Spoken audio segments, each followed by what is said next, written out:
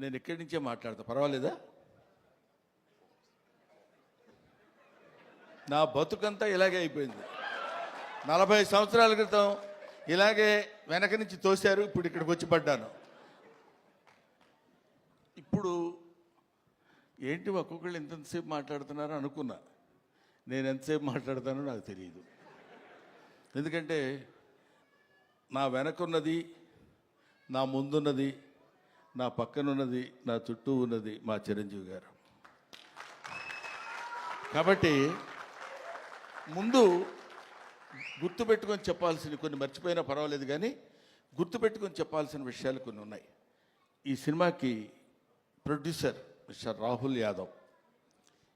ఈయన వచ్చి నాకు స్టోరీ చెప్పినప్పుడు నేనేమన్నాను, వాళ్ళు ఏమన్నారని అందరూ చెప్పారు. అర్థం కాకుండా మా డైరెక్టర్ గారు కూడా చెప్పారు, ఏ మాటగా మాటే. కానీ మేమందరం కలిసి కూర్చుని చేసేటప్పుడు ఒక ప్యాషన్ ఉన్న ప్రొడ్యూసర్. జనరల్గా ఊరికే ఏదో డబ్బు ఇచ్చేసి సినిమా చేసేయండి అనేట కాకుండా, సినిమా ఇలా తీస్తే బాగుంటుంది, ఇలా ఉంటే రాత్రి 7:30 వరకు, ఇవాళ మార్నింగ్ 7:30 వరకు కూర్చొని పనిచేసినటువంటి అతి తక్కువ మంది కుర్ర ప్రొడ్యూసర్స్లో నేను చూసింది రాహుల్ యాదవ్ని. I feel proud. అటువంటి అంటే కొంచెం చదువుకుని దాన్ని ఆకళింపు చేసుకుని మంచి సినిమాలు తీయాలనేటువంటి ఆలోచనలో ఉన్న ప్రొడ్యూసర్స్లో రాహుల్ యాదవ్ ఒకడు. ఆ తర్వాత డైరెక్టర్ నిఖిల్ తను ముందు అసలు ఫస్ట్ ఒక 3 days నన్ను, ఇంకా ఇదిగో ఇప్పుడు మన రఘుబాబు లాంటి వాళ్ళను, లేకపోతే ఒక రాజీవ్ కనకాల లాంటి వాళ్ళను చూసినప్పుడు ఒక చిన్న, అంటే నేను వీళ్ళని డైరెక్ట్ చేస్తున్నాను అనే దాని నుంచి ఒక 3 days కొంచెం తప్పుకోవడానికి కష్టపడింది. ఎందుకంటే వెరీ వెరీ గుడ్ బాయ్, దానితో పాటు వెరీ ఇంటెలిజెంట్ బాయ్. లేకపోతే ఇంత కథ ఈ రకంగా రాయగలిగినటువంటి కెపాసిటీ సామాన్యంగా ఉండొచ్చు. ఇది తాత మనవడు గురించి చెప్పేది. ఒక మాటలో చెప్పాలంటే, with the permission of the producer, ఒక మాటలో చెప్పాలంటే ఒక బేవర్స్ తాత, ఒక adamant grand son.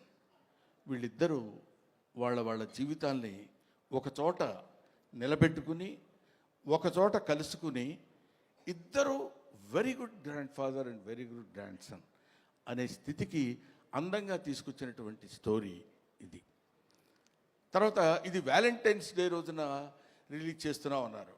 Valentine's day అంటే ప్రేమికుల దినోత్సవం. ప్రేమికులు అనగానే మనం వెంటనే టీనేజ్లో అమ్మాయిలు అబ్బాయిలు ప్రేమించుకోవటాలు అనేది అది కామన్ పాయింటే. ఒక తాత మనవడు ప్రేమించుకోవటంలో కూడా ప్రేమ ఉంది. ఒక తండ్రి కొడుకు ప్రేమించుకోవటంలో కూడా ప్రేమ ఉంది. ఇలాగా ఒక స్నేహితుడు మధ్య కూడా ప్రేమ ఉంటుంది. అది ప్రేమ ఈజ్ యూనివర్సల్. అది రేపు తాత మనవడిద్దరి మధ్య ఉన్నటువంటి ప్రేమ గురించి చెప్పే రోజున February 14th ఈ సినిమా రిలీజ్ అవుతుంది. సినిమా చాలా అద్భుతంగా ఉంది. నా మాట వినడం చూడండి, అమ్మతోడు మీరు నమ్మండి సార్, నా మాట వినడం బతికినట్టం కాదు. సిన్సియర్గా సినిమా బాగుంది అని అబద్ధం చెప్పకుండా చెప్పేటువంటి స్థితి నాకు నా సినిమా చూసిన తర్వాత కలిగింది. అందువల్ల మీ ముందు చెప్తున్నాను. ఆ తర్వాత ఈ సినిమాలో నాకు గురువు, దైవం, ఆద్యుడు, నీ పేరు చెప్తాను అనుకుంటున్నావు కదా నువ్వు? చిచ్చి, నీ పేరు ఎందుకు చెప్తాను నేను? వెన్నెల కిషోర్. అతను ఇందాక ఊరికే కావాలండి కామెడీగా అన్నాను కానండి, మనిషి చాలా, అంటే ఎక్కువసేపు ఆయన కామెడీ చాలా బాగా చేస్తాడు, ఈ సినిమాలో అద్భుతంగా చేశాడని చెప్పడం కంటే, ఈ కథ ముందు రాహుల్ యాదవ్ గారు ఆయనకు వినిపించారు, హీరోగా ఉండండి మీరు చేయండి అని. సెల్ఫ్ క్రిటిసిజం అంటారు, ఆత్మవిమర్శ. ఆ కథ నేను విన్న తర్వాత అతను, నేను లాభం లేదండి ఈ సినిమాలో నేను ఆ క్యారెక్టర్ చేయలేను హీరోగా. అది హీరోగా చేయగలిగింది తాత మనవడుగా, తండ్రి కొడుకులుగా ఉన్నటువంటి వాళ్ళు తాత మనవడుగా చేస్తే చాలా బాగుంటుందని ఆయన మిత్రుడు గౌతమ్ గారి పేరు ప్రపోజ్ చేసి తీసుకొచ్చినటువంటి వ్యక్తి మిస్టర్ వెన్నెల కిషోర్. సో ఇంత మంచి మనసుల యొక్క కలయిక చేత ఏర్పడినటువంటి ఒక అద్భుతమైన సినిమా ఇది అని నేను చెప్తున్నాను. ఇటువంటిది ఈ సినిమా లాంటివి. తర్వాత ఈ సినిమాకి డిఓపి చాలా అద్భుతమైనటువంటి పద్ధతిలో బహుశా ఇందాక మీరు చూసినప్పుడే మీకు అనిపించి ఉంటుంది. డిఓపి గారు కానివ్వండి, ముఖ్యంగా music director Sandilya, I love him. ఈ శాండిలియాను డైరెక్టర్ గారు ఇద్దరు కలిసి బాగా అరేంజ్ చేసుకున్నట్టున్నారు కదా, అంటే పేరెత్తగానే అరుస్తున్నారు అలాగా. రైట్. శాండిలియా ఎవరో నాకు పరిచయం చేస్తూ, సుమ అనుకుంటా, సుమ నాకు పరిచయం చేస్తూ ఒకసారి అదే మొన్న ఏదో ఇంటర్వ్యూలో శాండిలియా గారు ఎవరి దగ్గరండి కీబోర్డ్ ప్లేయర్గా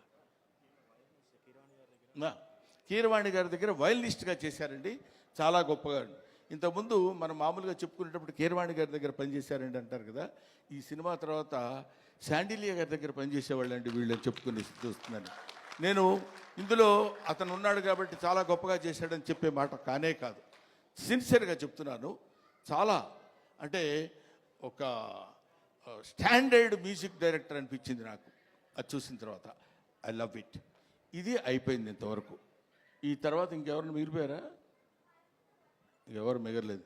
ఇంకా గెస్టుల జోలికి వచ్చేయచ్చు మనం. గెస్టులు మీరు గెస్టులు